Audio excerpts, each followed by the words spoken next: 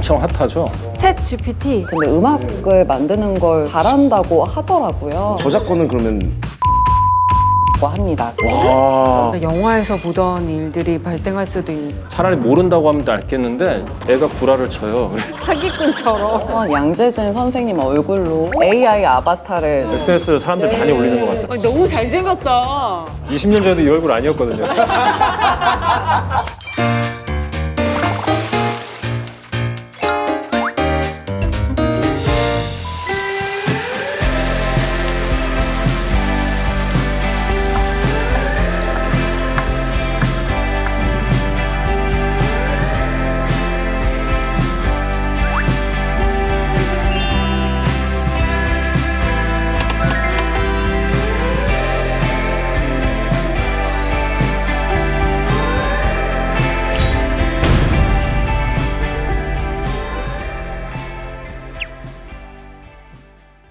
예약 있어요? 글쎄. 오. 안녕하세요. 오, 안녕하세요. 선생님 안녕하세요. 안녕. 오랜만이에요. 오랜만. 개업하셨다 그래가지고 개업 선물입니다. 아이고, 반갑습니다. 네. 아유, 고맙습니다. 그냥 와도 되는데. 부자 되세요. 고마워라. 아니 선생님 근데 요리도 하실 줄 아세요? 우리는 얘가 요리 제가 해요? 요리 하세요 원래? 주로 아웃소싱 쪽. 이렇게 잘하는 사람 거를 시켜 먹자 그런 주의이기 때문에. 되게 잘 찾아온 것 같아요. 밥 먹으러 온 건데 요리를 못 하시네. 아니 걱정하지 마. 아주 맛있는 게 준비되어 있어요. 아, 그래요? 네. 아 일로 오세요. 예, 안녕하세요. 예. 안녕하세요. 반갑습니다. 여기가 힐링 스팟이라고 해서 또 이렇게 찾아와봤습니다. 네. 아유 반갑습니다. 아 우리 또 대단히 유명하신 아닙니다. 오늘 오길 잘했네요 저. 일단 자리로 안내드리죠. 가실까요 그러면? 네. 아직 개업이라 손님은 없네요. 네, 되게 휑하네요. 우리가 첫 손님인가? 그것 또한 영광이네요. 그럼요. 네, 이게 첫 손님이 원래 중요하다고 하던데. 잘 될 것 같습니다. 분위기도 그렇고 사람들이 많이 찾아오면 좋을 텐데요. 오늘 또 유건님이 왔으니까 이제 힙플레이스가 되겠죠. 핫플레이스. 핫플레이스 될까요? 잘 될지 모르겠는데 제가 사실 그런 데 잘 안 다니거든요. 아 진짜요? 네, 거의 맨날 작업실에만 박혀있고 MG잖아요. 맨날 가는 데만 가는 스타일이에요. 오늘 잘 왔어요. 네, 너무 잘 오길 잘한 것 같아요. 음식이 맛있어야 될 텐데. 근데 두 분 아까 제가 물어보니까 두 분 다 요리는 못 하신다요. 그러면 따로 주방 자 요리가 나왔습니다. 맛있어 보여요. 감사합니다. 스테이크, 떡볶이, 샐러드인가요? 네. 촬영 조리팀이 해준 거 아니죠? 여기가 직장인들이 많이 와서 힐링하고 간다고. 그런 의도로 이제 네? 오픈을 했죠. 두 분이 오늘의 우리의 첫 손님. 양브로 식당의 첫 손님. 아유, 감사합니다. 근데 저희가 직장인은 아닌데 괜찮나요? 올 수 있는 데 맞나요? 일단 뭐 테스트 삼아서 힐링이 되는지 한번 보고. 회사를 다녀본 적은 있습니다. 야구 여신 맞아요. 제 입으로 말하기 좀 그렇지. 4년 정도. 아까 들어오면서 보니까 이게 게시판이 있더라고요. 이 게시판은 뭐를 보면 직장인 분들의 힐링 스팟으로 여기 양브로 식당을 열었기 때문에 이제 직장에 다니시는 분들은 이제 고민거리 그런 것들에 대해서 우리가 미리 좀 받아놨고요. 어떤 게 있어요? 뭐 양브로 식당 스테이크 맛있어요. 그러면 나의 힐링 식당 대박나자. 뭐 양브로 식당 미쉐린 가자. 막 이렇게. 직장인 분들의 고민들도 굉장히 많은 것 같아요. 일단 제일 많은 고민이 재밌는 게 요즘에 엄청 핫하죠. AI에 대한 얘기가 꽤나 많은 것 같은데 챗 GPT. 들어봤어요? 처음에는 무슨 그 GPS 같은 거 새로 나왔나 했었어요. 이게 위치 추적기 이런 건 줄 알았어요. 근데 인공지능, 생성형 인공지능이라고 되게 어려워요 아직도. 미국에서 의사 시험도 합격을 했고요, 얘가. 변호사 시험 합격. 미국 변호사 시험도 합격을 했고. 써봤어요? 저는 써본 적 있어요. 그리고 요즘에는 그 인터넷 많이 찾아보면 그 챗 GPT로 그 막 작곡도 한다고 하더라고요. 그래서 진짜 무섭다라는 생각이 들더라고요. 곡 만들 때도 한 번씩 그러면 도움을 받아요? 제 게 아니잖아요. 그래서 제 창작력이 좀 줄어드는 느낌이 들어서 저는 잘 안 쓰는 편이에요. 예, 어서 오세요. 네. 안녕하세요. 반갑습니다. 여기가 직장인들 힐링 스팟이라는 소문을 들어가지고 벌써 입소문 탔어요. 네네 연차를 쓰고 방문했습니다.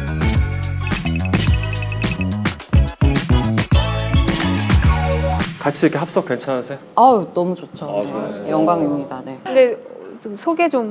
저는 대한민국 K 직장인이고요.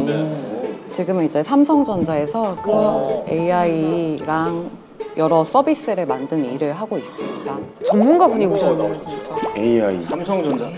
AI. 네, 맞습니다. 그리고 근데 참 신기하게 저희가 지금 마침 AI 챗GPT 얘기를 하고 있었거든요. 네네네. 챗 GPT에 대해서 조금 설명을 해줄 수 네. 있으실까요? 생성형 AI고요. 생성형 AI가 뭐냐고 하면은 뭐 텍스트, 이미지, 영상 이런 데이터들을 학습해서 새로운 콘텐츠를 만들어내는 그런 인공지능 서비스다라고 좀 간단히 얘기를 할 수 있을 것 뭐 같습니다. 지니야 네네. 뭐 누구야 쉬리야 뭐 이런 애들이랑 비슷한 거예요 그러면? 챗GPT 같은 경우는 굉장히 방대한 텍스트 데이터를 학습해가지고 사람들이 물어보는 웬만한 질문에는 다 대답을 할 수 있는 한 단계 좀 업그레이드된 그런 AI라고 좀 이해를 해주시면 될 것 같습니다. 그 챗GPT 같은 경우 구체적이지 않은 질문에도 자기가 정보를 끌어모아서 대답을 해줄 수 있다라는 거죠. 어떻게든 대답을 해준다는 게 걔의 장점이자 단점인 것 같아요. 네네. 차라리 모른다고 하면 또 알겠는데 이게 애가 구라를 쳐요. 그래서 정말로 네, 구라를 되게 그럴싸하게 잘 쳐요. 네, 사기꾼처럼. 네. 사기꾼처럼. 근데 그게 왜 그런 거예요? 기존에 있는 정보를 가져온다기보다는 이전에 이제 문맥이랑 나온 단어들을 기반으로 해서 확률적으로 나올 확률이 높은 단어를 계속해서 생성해내는 그런 알고리즘이거든요. 그래서 어떻게 해서든 뭔가를 만들어내기 때문에 사실 걔가 얘기하는 게 사실이라고 장담은 할 수 없죠. 네. 요즘에 한국에서 얼마나 사용해요? 국내에서는 약 220만 명 정도의 사용자가 사용을 하고 있다고 하고 환산을 하면은 약 4.4% 정도가 사용을 하고 있다고 합니다. 미국에 비해서는 엄청 많은 폭발적이었죠. 숫자는 아닌 게 사실인 것 같아요. 아직 그게 이제 영어 기반이라서 아마 그럴 가능성이 네. 크죠. 크겠죠? 영어는 굉장히 잘하는데 그러니까. 얘가 한글은 그다지 그래서 이제 번역기 돌려서 사용하는 케이스도 많고 그럽니다. 챗 GPT를 좀 생소하게 저는 느꼈는데 제 주변의 직장인분들은 정말 많이 사용을 하시더라고요. 뭐 보고서 같은 거 아, 작성하시고 대학생들 요즘 말도 못해요. 리포트 네, 레포트 쓸 때. 다 챗GPT로 쓴다고 하더라고요. 실제로 제 주변에서 챗GPT한테 심리 상담을 한다고 하더라고요. 아니 왜냐하면 옛날에 그 진이 얘한테도 물어보는 얘기의 70%가 정서적인 얘기였어요. 근데 챗GPT는 더 정확해졌으니까 훨씬 더 많은 상담을 원하겠죠. 그리고 아까 여기 게시판 보다 보니까 여기도 챗 GPT 같은 내용들이 되게 많더라고요. 여기에 내용이 40페이지나 되는 자료를 부장이 요약하래서 GPT에게 맡김. 5시간은 걸렸을 업무를 2시간 만에 끝냈음. 진짜 이것은 혁명. 와, 내가 원래 한 대여섯 시간 걸렸던 일을 뭐 1시간 만에 해주는 게 가장 큰 장점일 것 같고요. 수민님이 하시는 일이 그쪽 분야라서 그런 건가요? 아니면 다른 분야에서도 충분히 그런 이점이 저는 있을까요? 사실 그 챗GPT가 마케팅 카피 같은 것도 굉장히 잘 써요. 실제로 이제 인간이 생성한 카피랑 그 AI가 생성한 카피랑 그렇게 클릭률에 차이가 없었다고 하니까 네, 뭐 저 같은 직장인 말고 뭐 마케팅을 하시는 분들 그리고 뭐 코드를 쓰는 이제 프로그래머 분들 굉장히 다양한 이제 아티스트 분들도 네, 저는 충분히 이제 영감을 받을 수 있지 않을까라고 생각을 합니다. 근데 요거 때문에 최근에 뉴스에서 나왔던 것 같은데 삼성에서 맞아요. 네, 네. 챗GPT 못 쓰게 한다. 이렇게 일을 효율적으로 할 수 있는데 왜요? 아무래도 이게 또 사용하는 과정에서 회사의 기밀 정보나 뭐 좀 프라이빗한 정보가 새어나갈 수 있기 때문에 네, 그 점은 좀 유의를 해가지고 사용해야 될 것 같고요. 얘가 그걸 학습할까봐 그리고 다른데 유포할까봐 이제 그런 거죠. 다음 걸로 막 이런 내용도 있어요. 우리 회사는 GPT 사용이 금지됐다. 이게 말이 되냐? 수민님이 써놓은 거예요? 사실 얘가 제일 잘하는 것 중에 하나가 이제 코드를 작성해 주는 거를 엄청 잘해요. 그래서 개발자들이 엄청 활용을 잘 하시는데 원래 그 코파일럿이라고 코드를 자동으로 생성해 주는 그런 AI가 있거든요. 근데 이거를 사용하지 않았을 때 171분 걸린 일을 코파일럿을 사용했더니 61분 만에 처리할 정도로 생산성 향상이 정말 엄청 나가지고 네, 이거를 완전히 막는다는 거는 사실 말이 안 되는 것 중에 하나라고 생각을 해요. 근데 업무용으로 쓰기에는 정확성이 좀 부족하지 않을까요? 최고의 단점이 할루시네이션이라고 저희가 많이 얘기하죠. 그럴듯한 정보를 할루시네이션이요? 네, 환각. 그러게요. 환각이네요. 네. 그럴듯하게 거짓말을 하는 게 사실 위험하죠. 네. 이게 예를 들면 최희라고 치잖아요. 네. 대충은 맞아.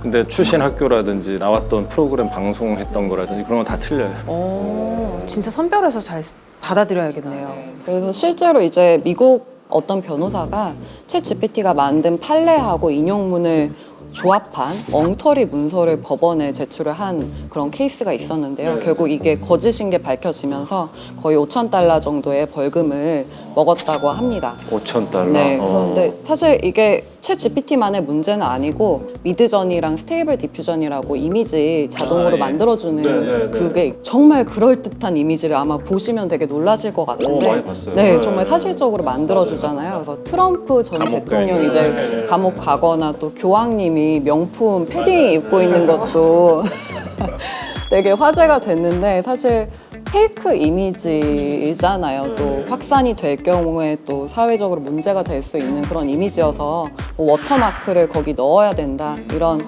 또 의견까지 나오고 있는 상황입니다. 근데 너무 절묘해서 구분하기 쉽지 않을 것 같아요. 또 요즘에 이제 인기인 프로그램 중에 내 사진 10장 올리면 그 AI 아바타로 만들어주는 맞아요. SNS를 사람들 많이 올리는 것 같더라고요. 네. 그래서 제가 한번 양재진 선생님 얼굴로 AI 아바타를 잠깐 만들어 보겠습니다. 보지도 않았는데 벌써 민망해. 꽃미남이 나올 것 같은데. SNS에서 애들이 올린 걸 많이 봤는데 다 사기예요. 사람이 그렇게 생길 수가 없어. 그래서 뚝딱 벌써 끝났어요? 너무 잘생겼다. 타고난 브랜드 긴장도가 어렸을 적에 양육 환경에 의해서 강화되기도 우와, 하고 근데 완화되기도 어머, 말도 하지만 해. 어쨌건 그렇게 만들어진 걸 내가 20년 전에 선생님이 상담해주는 그런 느낌인데요? 세월을 너무 거슬러 갔는데 아니 20년 전에 이 얼굴 아니었거든요. 근데 말을 싱크로가 맞고 목소리가 똑같으니까 되게 무섭네요. 이따 연락처 드릴 테니까 저 좀 보내주세요. 그거 써먹어야지. 진짜 지금 만드신 거예요? 한 10분 정도면 충분히 만들 수 있습니다. 이거 진짜 초상권 명예훼손 뭐 그렇죠. 여러 가지 딥페이크 법적 문제가 생기겠네요. 악용될 소지가 있죠. 네. 보이스피싱 같은데도 잘 그러겠네요, 진짜. 근데 이러면 가수는 어때요? 사실 얘가 또 잘하는 거 잘 아실 것 같은데 음악을 만드는 걸 작사도 너무 잘해버리니까 저희 같은 이제 곡을 만들어야 되는 사람들 입장에서는 그걸로 만들어 보기도 해요. 진짜로. 저작권은 그러면 어떻게 될지. 그러니까 이게 사실 기술의 속도가 너무 빠른데 이제 법이나 이제 제도적인 게 못 따라가니까 좀 문제가 발생하는 거잖아요. 그래서 지금은 정말 혼란의 연속인 상황이고요. 이슈가 됐던 게 이제 작년에 홍진영 씨의 사랑은 24시간이라는 노래에 작곡을 해가지고 저작권자로 이름을 올리기도 했거든요. 올라갔어요. 네.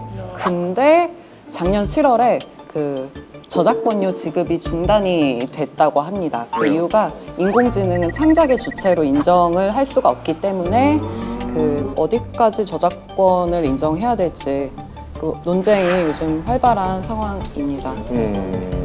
근데 진짜 어떻게 보면 창조성이라는 게 인간의 고유의 영역이었고 사실은 컴퓨터와의 어떤 결정적인 차이였는데 연산 능력은 이미 걔네가 훨씬 좋았고 이미 이제 창조성까지도 걔네가 가져가는 그런 때가 오고 있는 거네요. 네, 사실 이게 좀 아직은 반발심이 있는 것 같아요. 그래서 네이버 웹툰에서도 그 웹툰 그리는 분들이 맞다.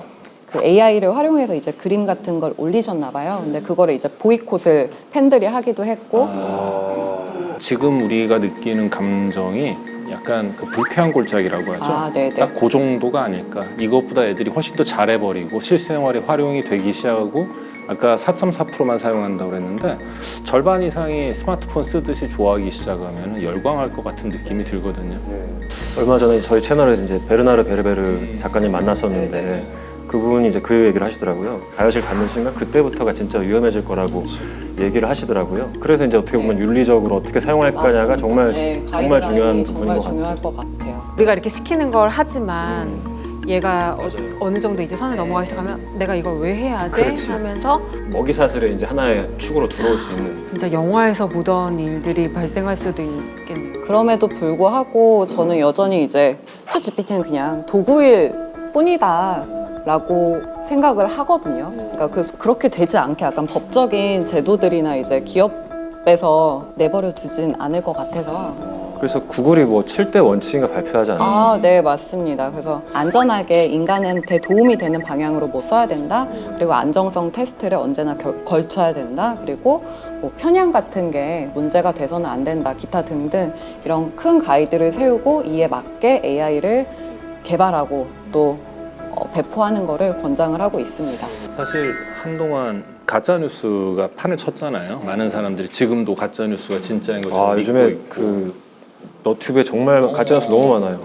업무적으로는 특히나 더 이 챗GPT나 AI를 사용할 때는 정말로 검증이 꼭 필요할 것 같아요. 함부로 사용했다가는 오히려 독이 될 수도 있을 것 같아서. 빙 같은 경우는 네. 그 생성된 응답에 대해서 그 레퍼런스를 붙여주거든요.